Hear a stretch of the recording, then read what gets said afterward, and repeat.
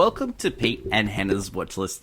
I'm your host, Pete Mitchell. I'm here with my great co-host, Hannah. Hello, people. Hannah. Yes. We're here today for AFI Top 100 10-Year Revisited. Okay. But before we begin, let us tell the viewers and the listeners what they should do. Could you pretty please leave a like and subscribe to our channel? Alright, leave a comment down below your thoughts on this show. Maybe your thoughts on movies, TV, tell us. Oscars. Oh.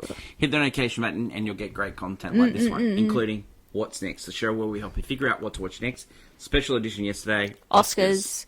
Our thoughts. Well. Adrian Brody, you're a jerk. Who throws gum? But Kieran Cole can also, hey, I want another kid. Babes. That's not funny. And if I hear one more person say, Halle Berry was okay with it, they did a joke. She was not okay with it 20 years ago. Yeah. No. Anyway, you might not be listening to these episodes in order and you're thinking, why are they talking about the Oscars from 2025? Well, it's why, because it's happened this week. Tomorrow is movie news. We'll recap and we'll try and come up with some ways to make the Oscars better. Anyway, today is all about AFI Top 100, 10-Year Revisited, and it is the best years of our lives. It's movie number 37. Wow. Now, this is exactly the same position it was on the list last time. 37 into 37. No change. Have we seen it? No. We've both not seen it. This is one of those ones. This is one of those ones where I've never watched it, except I've seen the ending, weirdly enough. We were watching this movie the other day, and she goes, I've seen this movie before. I've seen the ending. I know the guy with the hooks. The guy with the hooks. Anyway, we watched it on Amazon Prime, and people in other parts of the world can watch it on MGM Plus. I found that out. The elevator pitch. We follow the lives of 3 returning soldiers in small town America after World War II. This movie is directed by the great William Wyler. William Wyler, the director of Ben-Hur, which we've already done. Drink Up Judah. Funny Girl and Roman Holiday. Yeah, my favourite movies. A legend. A legend. Yeah. Screenplay was by Robert E. Sherwood. Robert E. Sherwood, Hannah. I didn't know that name. Yes, it was. It was based on a book by Glory for Me. It's a 1945 novella by McKinley Cantor. Produced by Samuel Goldwyn. Yes. Before they became Metro Goldwyn. MGM. Myrtle Loy, Frederick March, Dana Andrews, Teresa Wright, Virginia Mayo, the famous actress. She was in this one. Greg Toland was a cinematographer. Editor Daniel Mandel. Music by Hugo Friedemann. This was Emil Newman. He was the music director. Production company was Samuel Golden Productions. Distributed by RKO Pictures. They had a deal at the time with Samuel Goldwyn. Release date was November 21, 1946. Yep. It went for 172 minutes. I felt every minute of that. United States budget was $2.1 million, and it was a box office success. This one sold as many tickets as the most tickets sold since Gone with the Wind. Yeah. Huge. Yeah, that's big.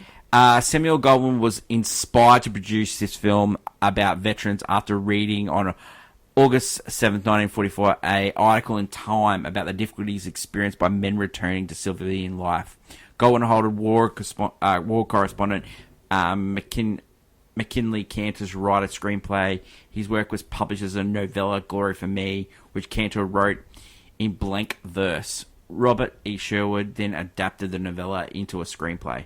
Wyler, who had flown combat missions in Europe while in filming Memphis Belle in 1944, and had worked to get accurate depictions of combat veterans he had encountered. Wyler changed the original casting, which had featured veterans suffering from post-traumatic stress disorder, and he sought out Harold Russell, a non-actor, to take on the exacting role of Homer Parrish, which was a famous role. He ended up winning an Academy Award. Wow. He had lost both hands, and he had done that by handling dynamite in basic training, and he got his hands blown off. Yeah. That's how he lost his hands. Wow. So, an amazing story there. This movie was the highest grossing movie of 1946. Let's talk about some of the movies of 1946. Tell me Actually, about great year for film. Really? Road to Utopia. Love that movie. Till the Clouds Roll By. MGM. Oh, yeah. Dealing MGM. Oh, Great movie. yeah. Notorious. RKO. Night and Day. Not that Night and Day. I wish. Warner Brothers. Razor's Edge. What a movie. Saratoga Trunk. Blue Skies. The Jolson Story. Whoa. Okay. Well, man. Good movie. Good movie. But Even a sequel to that. yeah. Jolson sings again. And then Best Years of Our Lives, 1946. What a year in film. Hannah, Yep. let's go through some of the people that worked on this film. Okay? Of course, yeah. So, let's talk about William Wyler first. Now, we've already talked about him on Oh, Ben-Hur. yeah. But this guy's a legend. He's an absolute legend, Hen. What are your thoughts on William Wyler first? Well, it's crazy that he has two movies on this list, virtually very different to each other. Yeah. But also, Really? Are they that different? You know what? Not necessarily so, but Yeah. they are definitely like one's a big epic, and the Yeah. other one is more of a at home feels. Yeah. But yeah, he has probably made like some of my favorite films, weirdly enough, in amongst a bunch of random ones I've probably never seen. Well, let's go back from where he finished his career. Like, so he finished his career with Liberation of LBJ, but he did Funny Girl, like 1968. How to Steal a Million, which is a great film. The Collector, another great film. Ben-Hur, Big Country, Friendly Persuasion, The Desperate Hours, great film. Roman Holiday, Carrie, The Detective Story, The Airness, Thunderbolt, The Best Years of Our Lives, The Fighting Lady, The Memphis Belle, which has been made many, many times before. Mrs. Miniver. Oh. What a banger that movie is. The Little Foxes, The Letter, The Westerner, The Raffles, Wuthering Heights. This guy just banger The after original, banger. yeah. The Cowboy, Jezebel, Dead End, Come and Get It, Dodsworth.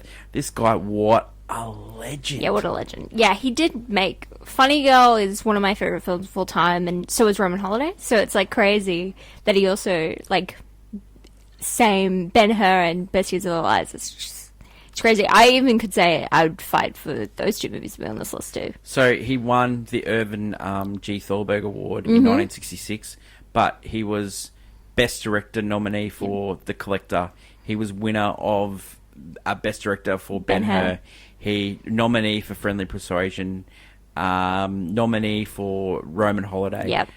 Nominee for Detective Story, nominee for The Airness, winner for this movie that we're doing today, winner for Mrs. Miniver, nominee for Best Director Little Foxes, nominee Best Director The Letter, nominee Wuthering Heights Best Director, nominee Dodsworth. What a legend! Like, actually... What a legend! He doesn't get talked about in the... No, he doesn't get talked about in like the Scorsese, the Steven Spielberg, the John Ford, No. the Houston. No, Like he doesn't no. get talked about like that. But this guy is a legend. He made movies that people wanted to see. Yeah. Like, he did. Let's talk about Robert E. Sherwood, Hannah, the screenplay here. He did the Rebecca screenplay for Alfred Hitchcock, The Bishop's that's it. Wife. They end up making like The Preacher's Wife in the 1990s with Denzel Washington and Whitney Houston.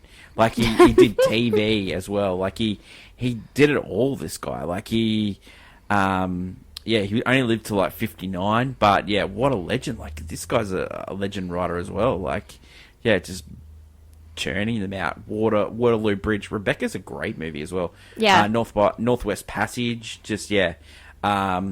Robert E. Sherwood there. Then you got Myrna Loy, who played Millie Stevens, the wife of Al Stevenson. Thin Man, Mr. Blanding's Buildings, Arthur the Thin Man, Another Thin Man. She was a legend. She wasn't that much older than Teresa Wright, who played her daughter in this movie as well.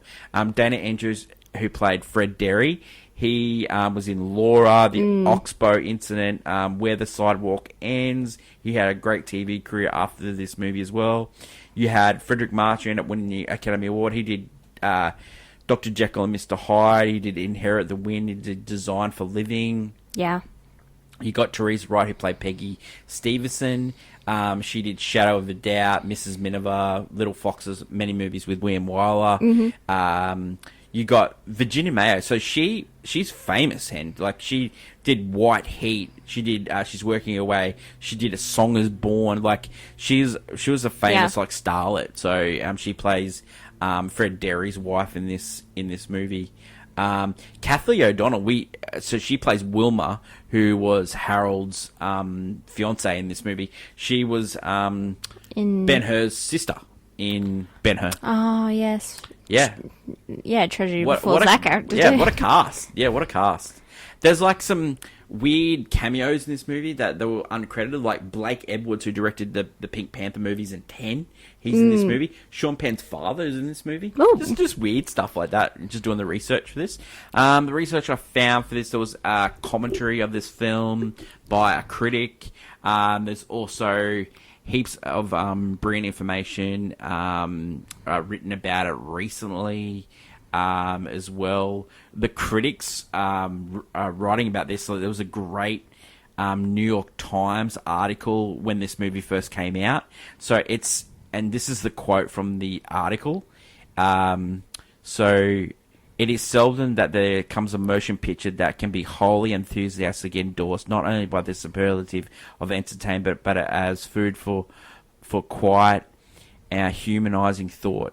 In working out their solutions, Mr. Sherwood and Mr. Wyler have achieved something of most beautiful and inspiring demonstrations of human fortitude that we have in films. He also said that the ensemble cast gave great performances and one of the best movies of the year.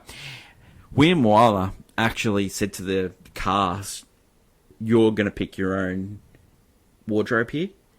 Go and buy your own wardrobe like you would. Like how this character normally, would." yeah. Because he wanted them to be all grounded. So that was really important for him. Oh. So awards won. This movie won. So we already know it was a box office success. It won 7 Academy Awards, Yep. including Best Picture, Best Director. Wow, it's William crazy. Wyler. You can be a box office success and a winner. Yeah. That's crazy. Great human for me. Best Actor for Frederick March. Best Supporting Actor for Harold Russell. Best Film Editing for Daniel Amendel. Best Adapted Screenplay for Robert E. Sherwood. And Best Original Score for Hugo Friedenhofer. And reaction to this film recently was Rotten Tomatoes 98, Letterboxd That's 4.2, IMDb 8.1. On Thursday, on our little show called Movie News, we do a segment called Clickbait. Hot takes. Yeah. And last week We've got we did some hot takes about the Oscars and who was going to win. Hannah ended up winning. Oh, Blu-ray. Just Great times. Yeah. Great times for me. Hannah, your hot take for this film. My hot take is that films are. You can have sympathy for a film, and it can blind you to how good it is. This film deals with the subject matter and about post-war trauma, and it came out around a time where a lot of people were suffering that. You just had finished World War II, and you had a lot of people just coming out of it, and this film just has a very heartfelt message about finding people with some who are dealing with it and working together and still moving on and living our lives. Honestly, when you look at something like this, I'm like, nowadays our generation could not handle coming back. Okay. More. This film has a lot of this is great sympathy. Point. What I want to say about this is we got a lot of films about Vietnam. About yes. In this list, we even have Deer Hunter that deals with that. Platoon, yeah. Yeah. So we got a lot of and all intents and purposes, America lost that war, but America won the World War II, right? But this movie shines a light. It doesn't matter if win or lose. War affects people. Yeah, people coming back. And the fact that we watch a lot of movies. Yeah, no. We've never seen this movie. No, and I think I've never heard of this movie, and then like how many movies have we watched where it's an amazing outcome, like The Dirty Dozen. We watched that movie the other day. The Great Escape. All movies about World War II and overcoming adversity and overcoming the The odds trauma, against. honestly. And this movie actually is a great working out. It doesn't matter win or lose. You have got serious issues after dealing with war. It's a struggle. And you've got three people here. You've got an infantry guy. You've got a bomber pilot. Yeah. And you've got a guy who worked in the Navy. He was just a grunt guy. Yeah. But all had three outlooks in life. Three all, homes to come back to. They're all different. All different. Yeah. And even them trying to fit back into society, they're all struggling in their own different ways of coming home. I think this is a great movie. Do not get me wrong. Yeah. I'm just so surprised it won 7 Oscars. I'm not surprised because that's where I'm saying. Whereas at the time, it had so much sympathy, and we've done this before, where we'll look at a movie, we'll go back to it, and you're like, why did it win everything? Yeah. And it's like, at that time, that's a movie that captures the moment. I think that's what we have here. You know, like, people hate it now, but Crash, people were obsessed with the idea of Crash. Actually, Crash is one of those awful movies. It was really weird. Like, have you seen the footage online with the reaction to Crash winning? Wow. Crash is one of it's like, at the time you're like, okay, yeah, that makes sense. And then you look back on it, like, that doesn't make sense at all for being there. Where's Brokeback Mountain? And I think this movie not only does it make total sense at the time, but I think if you go back, you're like, no, it makes sense. But you're still like, would it line up, like, if it was a different year or a different, like, if it was a couple years, like, if it was 1950 and this movie came out, I don't think it has as much sympathy because a lot of people are, moving on. Like, they've moved on. This is very much hitting the heart home. And well, let's have a look at the movies that were. I'm just saying, sympathy. That were nominated this year. About winning. The Yearling, Razor's Edge, It's a Wonderful Life, Henry V, all nominated for Best Do you want to Picture. talk about the fact that It's a Wonderful Life kind of deals with it too, but in a different light? It does. We'll go into it because, again, it does appear on this list, very much higher on the list, I will say. It's one of my favorite movies of all time. And it deals with the idea of, you have someone who didn't get to go to war, but had to deal with the effects of it at home. And what about this movie? What about this? Like, we've got 2 movies and I would say on it's on this list. And this is not one of the ones that they put up and they go, 1946. Oh, this year. What have been a year? 46. And, like, It's a Wonderful Life, same thing. And then also, It's a Wonderful Life is more favoured over this movie. Like, everyone, one, most people have seen it, and 2, they consider it a classic. Whereas this movie, I never hear people talk about it. That's for me personally. My same hand. I just my hot take. Is I want to talk about how good this movie looks. Oh yeah. Now, at the time, or like just just for a movie that is like a sort of like plays for a comedy for laughs, plays for introspection. I call it slice of life. Yeah, kind of It actually looks fantastic, and the cinematographer for this movie. Yes. If you have a look at his filmography, you can see why this movie looks so good. So Greg Toland, he did Citizen Kane. He did Wuthering Heights. Okay. He did Grapes of Wrath. Like, what a banger career this guy had. Had, like, when you get to work apart Citizen Kane, you're good. Wyler on this movie. You had Greg Toland. Like, wow. Then you also have a look at the composer. Pretty. Now, this really, like, it tickled me through this, and I mentioned this a couple of times. The music, how it plays. Whoa, this music. It's really weird. And, like, there's some slapstick elements to this score, but then also some sorrowful music. It pulls you in. This guy did A Fair to Remember. Oh, my God. He also did The Adventures of Robin Hood. Like, no, A Fair to Remember. Buddy, that music. The people in this movie, oh, my God. It's emotional. Like, just... it was a murderer's row of actually talented people doing this movie. Yeah. Like, all these jobs that made up this movie, Sean Baker did all of them for Honora. We're still in shock. But yeah, no, it took all these great people to come together to make what is essentially a very touching slice of life movie about these people coming home. Tell people, okay, well, we're going to give it a review. We're coming to that. But I can't believe this is on the list. 2, I can't believe it won so many Academy Awards. And 3, I cannot believe how good this movie is. This movie is so good. It's so well made. It looks great. It sounds great. It's well acted. It's a weird story, and it is so important to tell this story.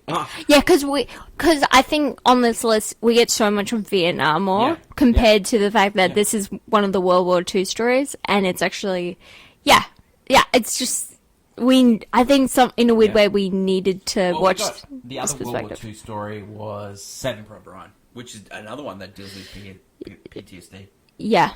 Yeah. Well. Yeah, well, okay, well, there you go. Let's go to Pete and Hannah's review. Yes. And we'll start with scene breakdown. So the boys try to get home. What took my fancy is like he gets home, he's trying to get a plane back to his small town, which is like set in small town America. It's like it was filmed in like Cincinnati, in Ohio. And so Derry's trying to walk, and so he walks across the airport. He's just walking across runways, and he finds like where the army guys are. Yep. Just airport security. Just great times. Non-existent. Flight travel was new. And then he's shocked to see a guy there with hooks for hands. I think they all are. No, but I think he's shocked because he's a bomber pilot, and all of them like that both Homer and both Al mentioned, or you didn't know what the real war was about. Yeah, they have this thing where all three of them, because they were on different, they were just on different, not sides, it's just different aspects of the war. And so they all have different ideas of what their version of action is, because, they feel like, oh, I didn't do much, or, I was just in the air. I didn't control my team. It was like they talked down on themselves. Like they didn't do much. Yeah. They were just a guy. Well, I think very sympathetic in a weird way. On Apple Masters of the Air actually showed like those bomber pilots, like they went through some stuff. No, they did. They had it hard. They had it hard in the air. And, like, they didn't have it as hard as, like, people on the ground having to go through foxholes and all that stuff like that. But they had it hard in their own unique way. They were, like, getting blown out of the sky. Everyone had it hard in their own unique way, but it's how they chose to see themselves. Yeah. Like, they're just one guy, and it was a whole army. So we've got three guys just here. Interesting. We've got Al, we've got Homer, and Al's been married for 20 years. Homer has hooks for hands, but he has a girl that is... a long-time friend, yeah. So... And they know about his hooks for hands. Yeah. They know about his injury, and he's just worried. They know about the injury, but they don't know the extent of... Like, or that they don't know, because no one's really seen... Yeah. Like, this is like, a lot of the time they're coming home and, there's new gadgets everyone has, for new parts.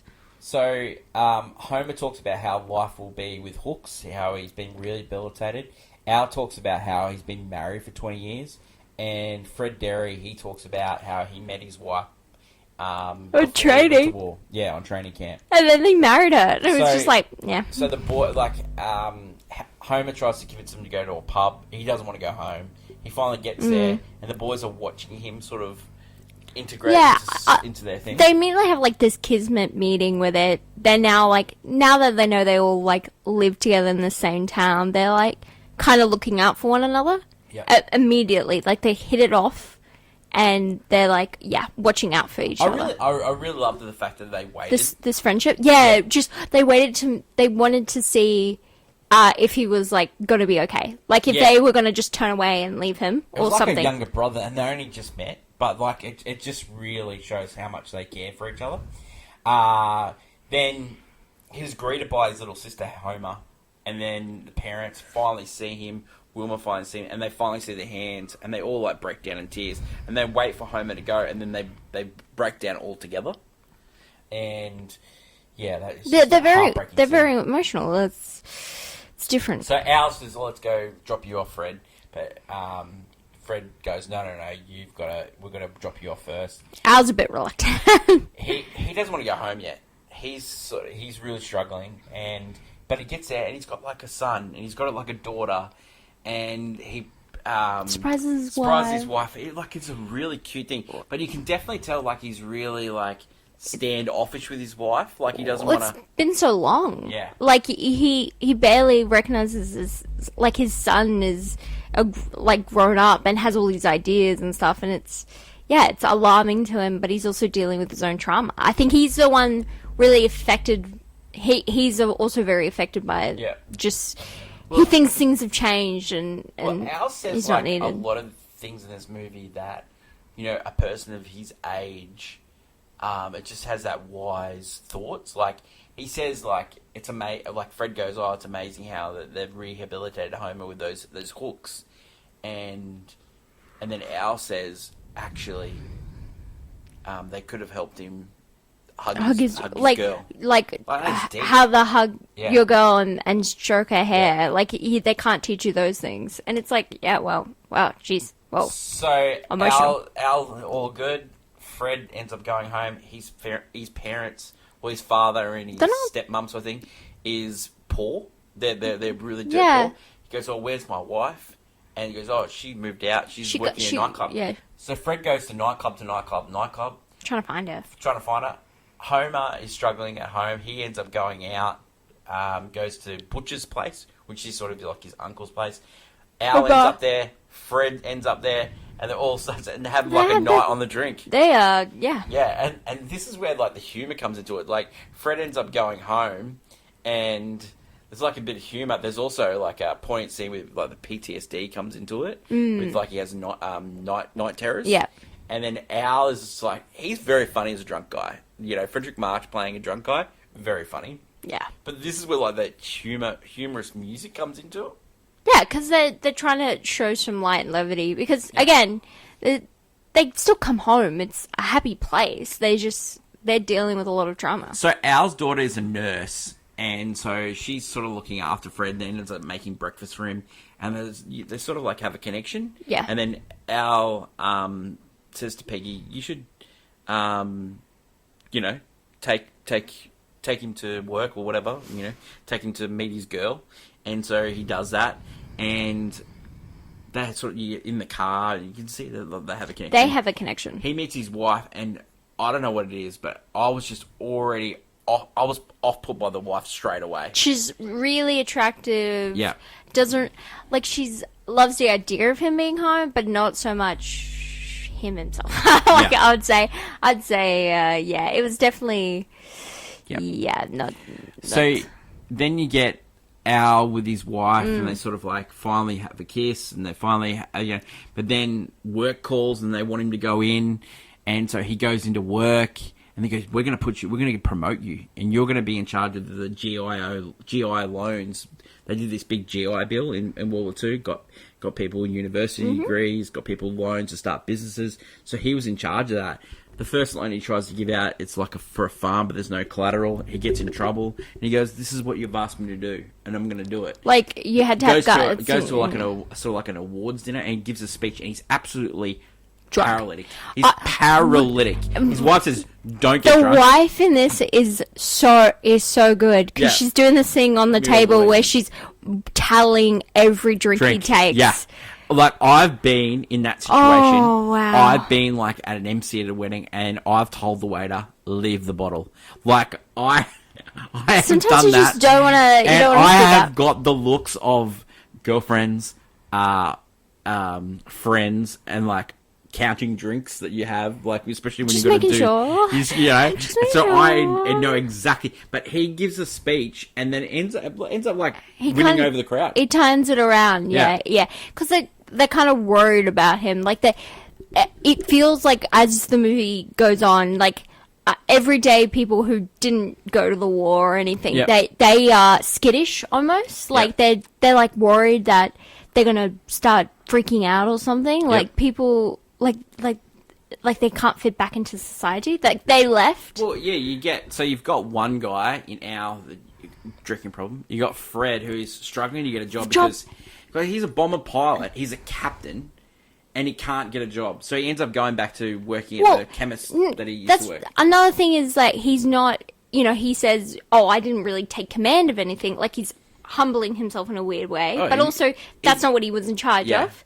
Well, he didn't really be able to sell himself, but like he was a leader of a plane that bombed. Everyone had a job, and we all did it right. We later on learned through his father that he was reading about how he got all these medals and that he saved the mission single-handedly. Yeah. Like he killed it, and like he can't sell himself there. He can't get a job. Then his wife is just like Doesn't he's care. just a loser, his trauma, like he needs to get over that. And like she's sleeping with another war veteran. She wants him to wear his like uniform all the time. He wants to put it away more than anything because he wants to be a human again. Like not human again. Just a working person in society.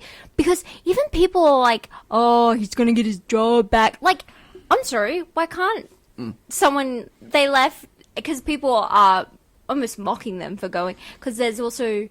With our son, he even talks about the new ideas of like the fact that the war, nuclear, like all this trauma and everything. It's like everyone has like different opinions and ideas about the war that they weren't even a part of. All these people are saying, "Oh, we're going to go into war again. It's going to be a recession." All this like. And these guys are just trying to get back into the swing of things, and everyone's sort of trying to bring them down. Like, hey, what do we save this place for? Like, why'd you go off and fight? So you've got Al. He's sort of like got a drinking problem, but he's sort of working it out. You've got Fred, who is struggling with his wife. He ends up going on a date, sort of like a date with Peggy. It's like a double date. No, they have a date first. They have a lunch date. Yeah. Stolen kiss, and then you go on this awkward double date. Yes, that Peggy did because she wanted to finalize. I have feelings for I have feelings for him, but once I see him with his wife, it would be over. Yeah. That's not how that works ever. And then never they have in like a million years. Photograph, and Fred ends up ripping the photograph. It's weird. It's weird. It's weird. And then you go back to Homer. Now Homer, he's learning how to play piano with his hooks. But he still can't work it out with his missus. You see the heartbreaking scene where the dad takes off the hooks?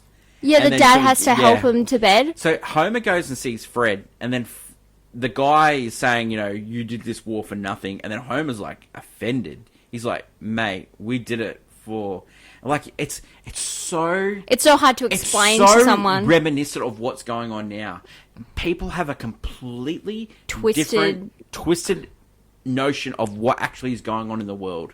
Like there's polar opposite views. Yeah. Just polar opposite views. And Homer's got like, mate, what?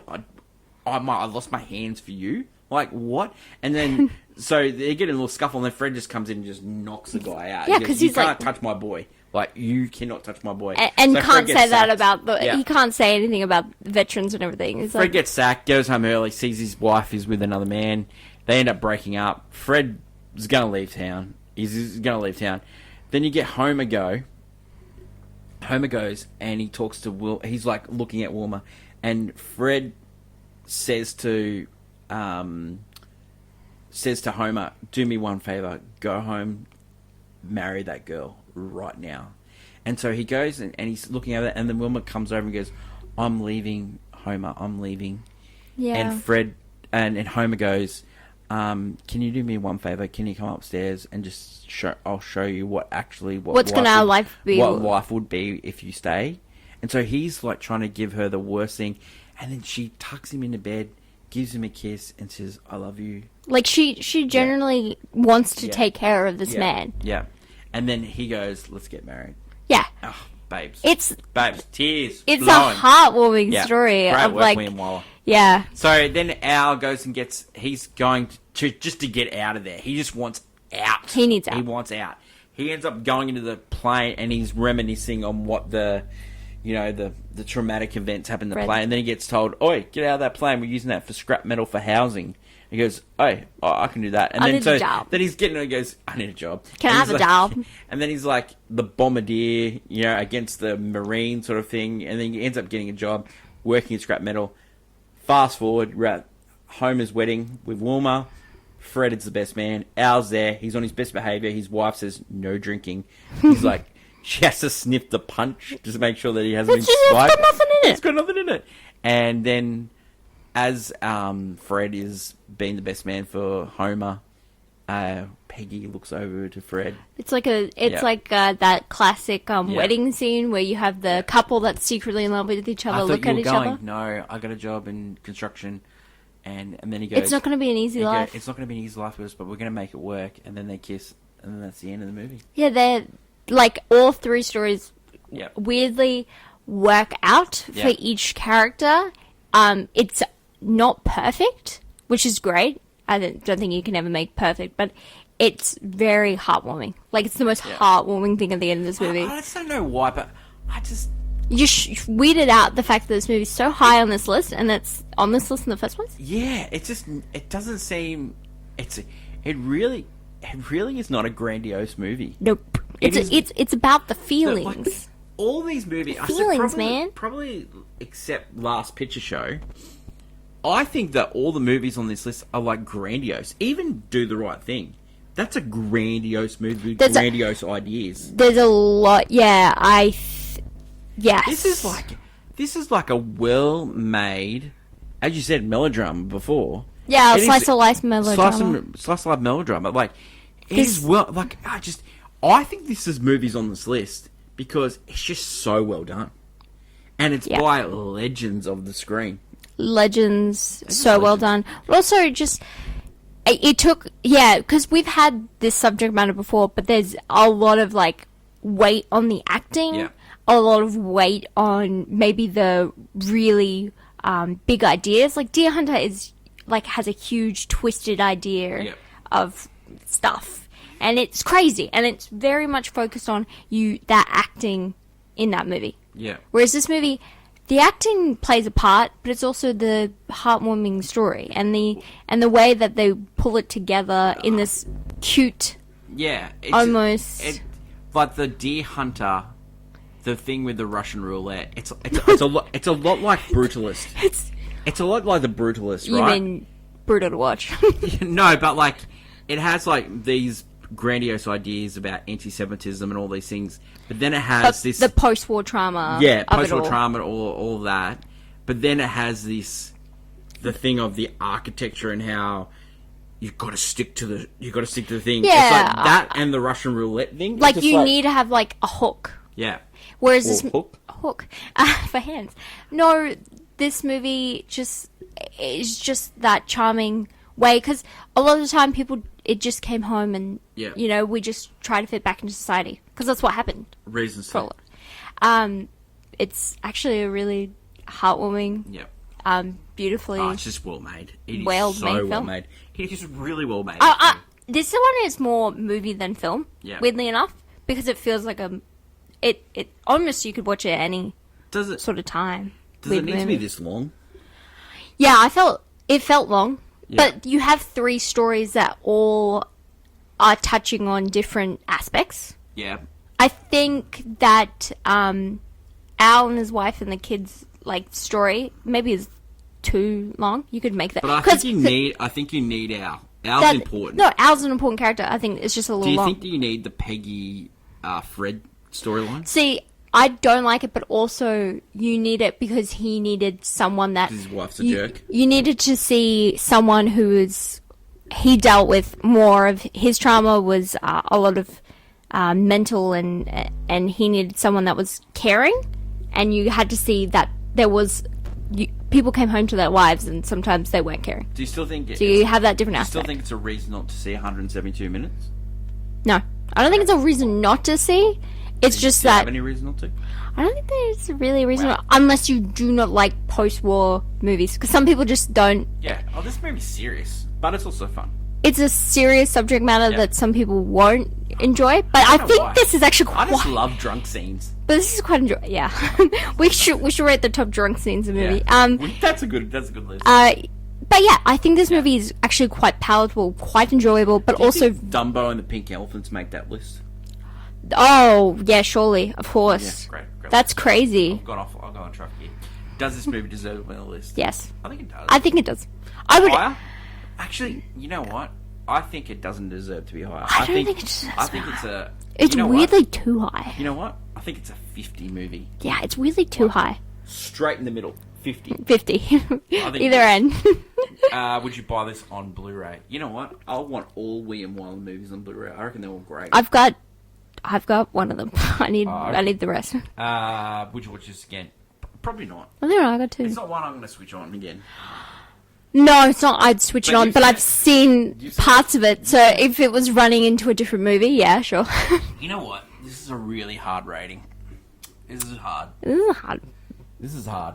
Because it's like a perfectly well-made movie that captures what it's trying to capture, but it also is a very intimate movie that... I'm never going to watch this movie again. I'm going to be honest. Yeah. And so it's really hard to give it a banger that I'm never going to watch again. But it is. But there's some on this list we've given bangers I don't think I'll ever touch again. I would. Like, I promise you, I will never watch this movie again. I hate it. I like it. I don't... think it's really well made.